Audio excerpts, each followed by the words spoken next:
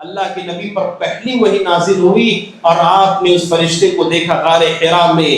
جب آپ نے دیکھا اب بہت زیادہ گھبرا گئے. گھبرانے کے فوراً بعد اللہ کے نبی اپنے گھر تشریف لے گئے, حضرت خدیجہ رضی اللہ تعالیٰ عنہا کی گھر, اور جانے کے ساتھ ہی آپ نے کہا زملونی زملونی, مجھے چادر اڑا دو, مجھے چادر اڑاؤ. حضرت خدیجہ نے آپ کو چادر اڑائی, اللہ کے نبی صلی اللہ علیہ وسلم کے پاس آ کر بیٹھ گئی اور اللہ کے نبی سے آپ کا حال دریافت کیا. اللہ کے نبی نے تفصیل بتائی اور کہا لقد خشیت علی نفسی, خدیجہ مجھے ڈر محسوس ہوا اپنے آپ پر. جو آپ نے دیکھا فرشتے کو جو اس نے سکھایا, اللہ کے نبی گھبرا گئے.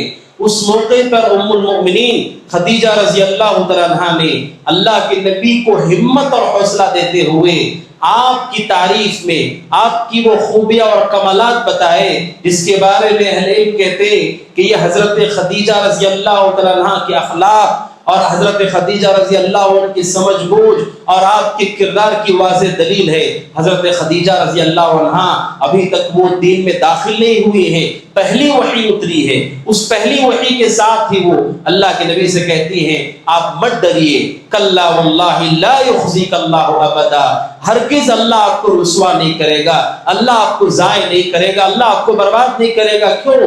انک لتصل الرحم, آپ رشتوں کو جوڑتے ہیں, وتحمل الکل, آپ لوگوں کا بوجھ اٹھاتے ہیں, وتکسب المعدوم, اور جن کے پاس مال نہیں ان پر خرچ کرتے ہیں, وتقری الضیف, آپ مہمانوں کی مہمان نوازی کرتے ہیں, وتعین علی نوائب الحق, اور حق کی مقامات پر لوگوں کا ساتھ دیتے ہیں. اللہ آپ کو ہرگز ضائع نہیں کرے گا. آپ گھبرائیے مت اور پریشان مت ہو جائیے. حضرت خدیجہ رضی اللہ تعالیٰ عنہا اپنے شوہر اللہ کے نبی علیہ السلام کے ان پورے اوصاف سے واقف ہیں اور ان اوصاف کو اللہ کے نبی کو دلاسا دینے کے لیے, تسلی دینے کے لیے بیان کرتی ہے. اور یہ بہت بڑی خوبی ہے, ہر مومن کے اندر یہ خوبی ہونا چاہیے, ہر مومنہ کے اندر یہ خوبی ہونا چاہیے. ہم سب کے اندر عیب اور کمی ہے. کمال یہ ہے کہ آپ سامنے والے کی خوبیوں سے واقف ہوں, سامنے والے کی اچھائیوں سے واقف ہوں, اس کی خدمات سے واقف ہوں, اس کے اچھے کردار سے واقف ہوں. اسی بنیاد پر ہمارے رشتوں میں مضبوطی ہو سکتی ہے, اسی وقت ہمارے رشتے استوار ہو سکتے ہیں.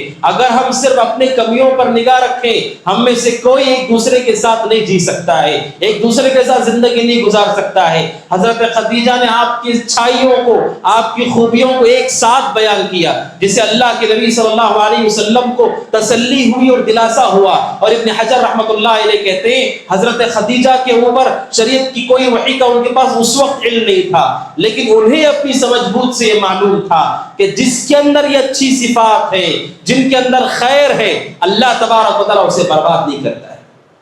دین کے آنے سے پہلے حضرت خدیجہ کو اس بات کی فہم تھی کہ جس کے اندر یہ صفات ہوں, جو لوگوں سے رشتہ جوڑتا ہو, جو مہمان نواز ہو, جو دوسروں کا بوجھ اٹھاتا ہو, جو خرچ کرتا ہو, جو حق کے لیے لوگوں کا ساتھ دیتا ہو, اللہ تعالیٰ ایسے آدمی کو برباد نہیں کرتا ہے. حضرت خدیجہ کو یہ پہلے سے علم تھا جو ان کی عقل اور سمجھ بوجھ پہ دلالت کرنے والی چیز ہے. اللہ کے نبی علیہ السلام کو دلاسا دینے والی سب سے پہلے اس کائنات میں حضرت خدیجہ رضی اللہ تعالیٰ عنہا ہے. صحابہ تو بعد میں آئے, صحابی تو بعد میں ہوئے, سب سے پہلے دلاسا دینے والی, تسلی دینے والی حضرت خدیجہ ہے.